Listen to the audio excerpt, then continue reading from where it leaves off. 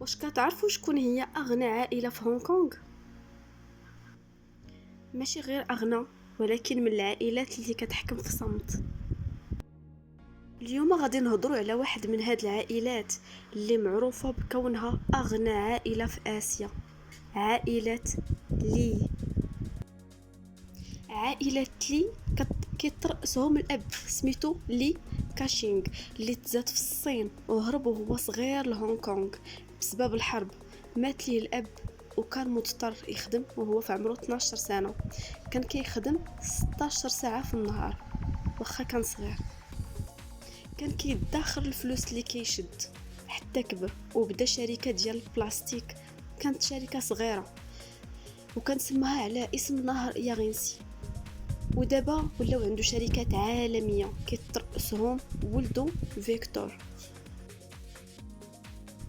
دابا ولاو شادين كلشي وخدامين في كلشي، شادين الموانئ، محلات تجاريه، شركات الاتصالات والطاقه والبنيه التحتيه وبزاف.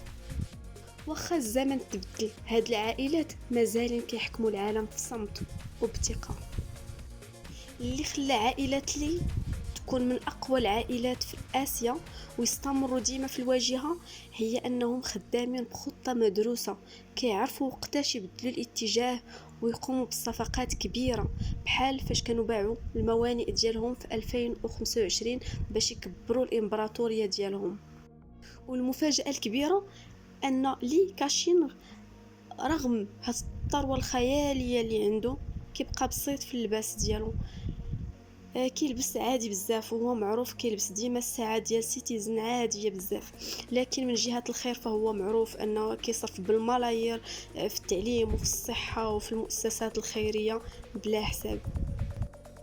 دابا ولدهم فيكتور هو المسؤول على الشركات الكبرى، وكاين خوه ريتشارد خدام في مجال التكنولوجيا والاتصالات، وبجوجهم ناجحين بزاف. كي قلت لكم خدامين بخطط مدروسه وخدمتهم منظمه. قصه ديال هاد العائله هي دليل على ان النجاح الكبير يقدر يجي حتى من الناس بساط الا كان الطموح والعزيمه كبار.